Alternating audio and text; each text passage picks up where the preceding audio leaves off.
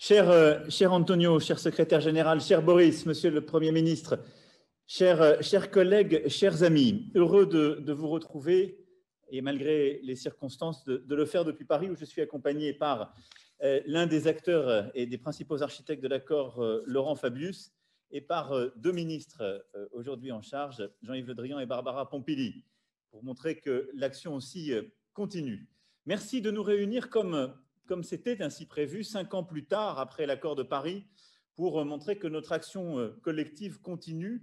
Cet accord est un point de référence, le début de notre action à toutes et tous. Il a été parfois ballotté selon les choix des uns des autres, mais nous avons tenu. Et nous nous retrouvons dans un moment qui est important, quelques jours après que le président élu des États-Unis d'Amérique ait affirmé sa volonté de revenir dans l'accord de Paris. Et je veux vraiment dire welcome back, welcome home à nos amis américains.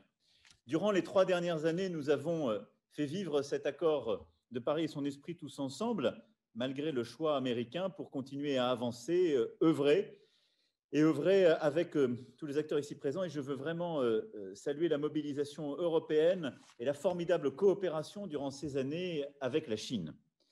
Nous n'avons pas beaucoup de temps devant nous et l'action doit être immédiate, nous le savons. D'abord, pour continuer d'être au rendez-vous, et nous ne sommes pas encore, je vais y revenir, et préparer la COP26 de Glasgow, sur laquelle nos amis britanniques sont tant et tant engagés. Je salue l'engagement de Boris Johnson. Le premier point que je voulais ici évoquer avec vous, c'est que nous devons nous donner une trajectoire et des moyens crédibles pour atteindre la neutralité carbone d'ici 2050. Et au fond, nous avons bâti ces points de passage avec des changements très clairs, des inflexions très claires, et nous devons avancer dans ce sens. Le secrétaire général des Nations Unies l'a rappelé, d'ici le mois prochain, les pays représentant plus de 65% des émissions mondiales de dioxyde de carbone et de plus de 70% de l'économie mondiale auront pris l'engagement de parvenir à zéro émission nette d'ici 2050. Je salue les engagements pris récemment par le Royaume-Uni, le Japon, la Corée du Sud. La Chine s'est engagée il y a quelques semaines à atteindre la neutralité carbone d'ici 2060 et je sais qu'aujourd'hui, le président Xi Jinping aura des annonces importantes à faire en ce sens pour rendre crédible ce mouvement.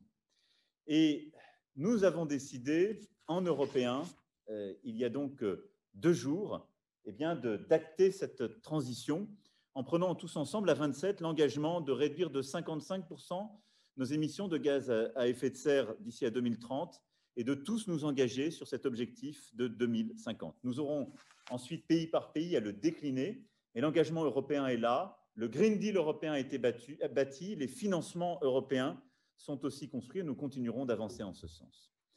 Le deuxième point, justement, c'est que nous devons réorienter massivement les flux financiers publics et privés pour les aligner avec les objectifs de l'accord de Paris. D'ores et déjà, 100% des projets financés par l'Agence française de développement sont aujourd'hui alignés avec l'accord de Paris. Avec nos partenaires européens, nous transformons la Banque européenne d'investissement pour en faire une véritable Banque européenne du climat. Il y a quelques semaines, lors du Forum de Paris pour la paix, ici même à Paris, les banques publiques de développement ont engagé la construction d'une nouvelle infrastructure financière publique globale, jamais conçue à cette échelle, pour permettre la réalisation concrète des objectifs de l'accord de Paris et des objectifs du développement durable. Nous devons continuer à accélérer et il y a un instant, je réunissais l'ensemble des acteurs de Finance Climat, Coalition pour la neutralité carbone 2050, où nous avons réuni l'ensemble des acteurs financiers de cette coalition qui s'était engagé le 12 décembre 2017 à Paris dans le cadre du One Planet Summit à justement avancer dans le cadre de l'agenda de l'accord de Paris pour améliorer la transparence financière des entreprises en matière de climat, pour décarboner les portefeuilles et décarboner l'économie. Et d'ores et déjà, les premiers résultats sont là avec la plateforme TCFD, les engagements en termes de transparence, de standards et la transformation qui a été faite par l'ensemble des places financières impliquant nos banques centrales, mais aussi les fonds souverains, les asset managers, les private equity. Troisièmement, nous devons, ça a été rappelé par le secrétaire général des Nations Unies, placer la lutte contre les inégalités au cœur de notre logiciel d'action. Nous devons le faire dans chacun de nos pays. Et notre transition écologique doit être une transition sociale. Et donc, nous sommes en train de le faire grâce au plan de relance en France, au financement européen, mais toute notre transition est ainsi pensée et c'est une transformation profonde de nos économies, de nos fiscalités. Nous devons le faire aussi à l'échelle internationale, c'était l'objectif du Fonds vert. Nous avons coprésidé il y a quelques mois sa recapitalisation et l'an dernier, nous avons doublé la capitalisation du Fonds vert pour le climat. La France est au rendez-vous fixé. Nous avons même dépassé les promesses faites il y a 5 ans, avec près de 6 milliards d'euros de financement climat mobilisés l'année dernière, dont 1,6 milliard pour l'adaptation. Et je veux ici vous dire 2 choses très claires et prendre ces engagements. Ce niveau d'engagement ambitieux que nous avons acté l'année dernière sera maintenu dans les prochaines années, donc en forte augmentation par rapport aux engagements. Et nous augmenterons la part dédiée à l'adaptation en le faisant passer à 1/3 de l'enveloppe globale. Parce que je partage ce que Antonio a dit tout à l'heure sur la nécessité de faire plus sur l'adaptation et la résilience. Quatrièmement, nous devons faire preuve de cohérence et de responsabilité.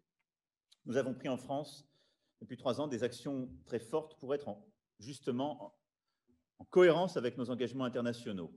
La fin de toutes les centrales thermiques à charbon, la fin de grands projets qui n'étaient pas compatibles avec notre agenda, des mesures profondes pour changer les modes de se chauffer, de se déplacer et investir massivement dans ce changement.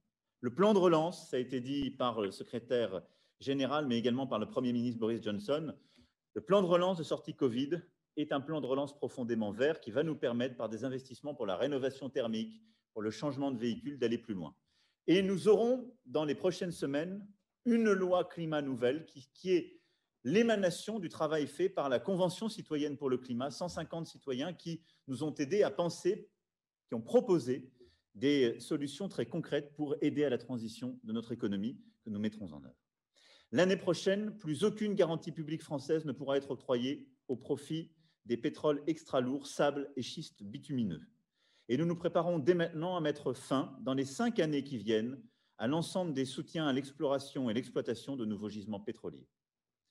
Donner un prix au carbone, intégrer la dimension environnementale dans nos politiques commerciales, arrêter la construction de nouvelles centrales à charbon, rendre obligatoire la divulgation des risques financiers, supprimer progressivement les subventions dont bénéficient les combustibles fossiles, c'est ainsi que nous y arriverons, par cette cohérence. Et c'est ce qui est attendu, je crois, de l'ensemble des pays qui ici s'engagent. C'est ce que nous ferons en France, c'est ce que nous pousserons aussi en Europe, afin véritablement d'avoir aussi un prix du carbone et donc un schéma de transition qui nous permet d'être cohérents et d'avoir des résultats qui sont à la hauteur des engagements que nous prenons. Le Green Deal européen, dans lequel nous sommes profondément engagés, sera un point essentiel de cette stratégie. Voilà, merci pour votre attention. Nous serons tous ensemble engagés pour que la COP26 de Glasgow soit un succès, car l'enjeu est extrêmement important. Nous devons tous rehausser nos objectifs pour 2030, comme les Européens l'ont fait, avec le moins 55%.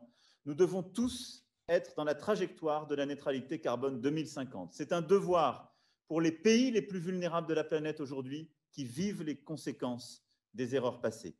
C'est un devoir pour notre jeunesse et les générations à venir.